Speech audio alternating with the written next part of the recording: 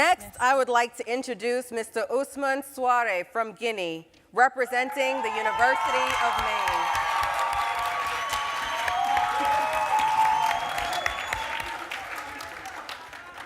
Good afternoon, African leaders.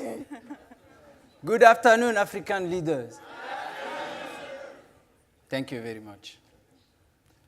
I want to start by to thank you, to congratulate all African leaders that are here for your job, for what you are doing for your different countries. And I also would like to share with you the recent story of my country. I'm from Guinea. I'm sure that all of you in this room has heard about the Ebola virus epidemic in West Africa. But the question is, do you really know how it impacted our different countries? No, I'm not sure.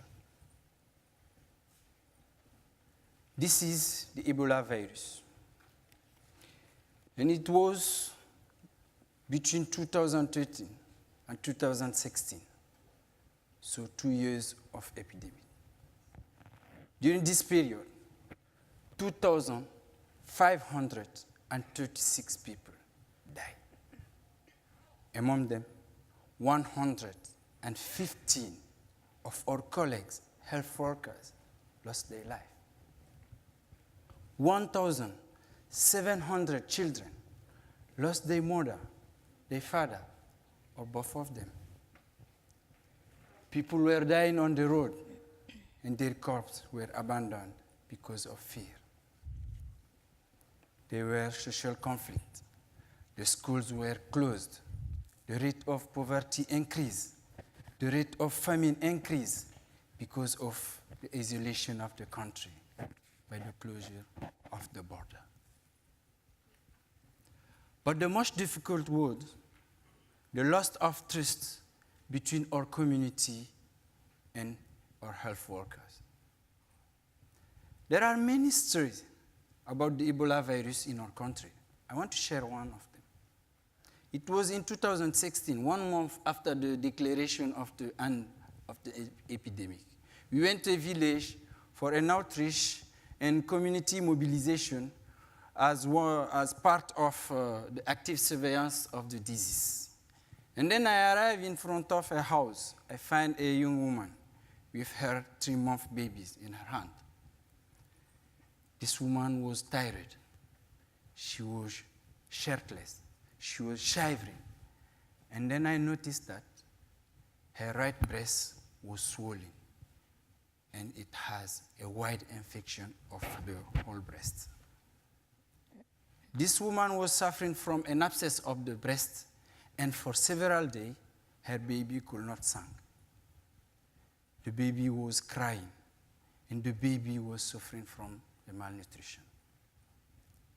And then, when I asked this woman if she's going to the hospital to be treated, she looked at me like this, and she responded that, I'm not going to the hospital, because if I go to the hospital, the doctor will kill me with the Ebola virus.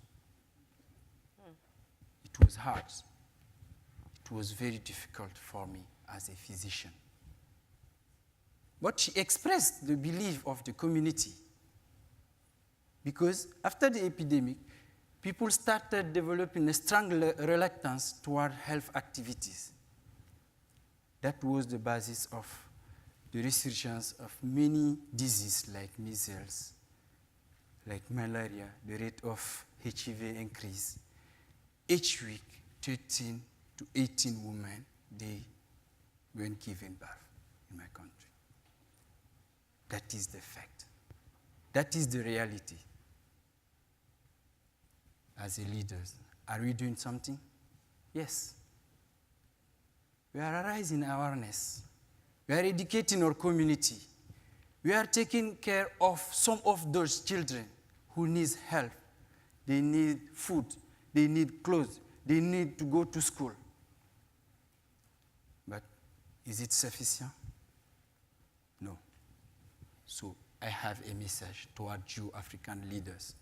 It is imperative for us to be involved, to struggle in order to have a strong health system in our different countries, in order to prevent this kind of crisis. Because from my perspective, we cannot talk about economic development without health. We cannot talk about social development without health. We cannot talk about innovation, about education without health.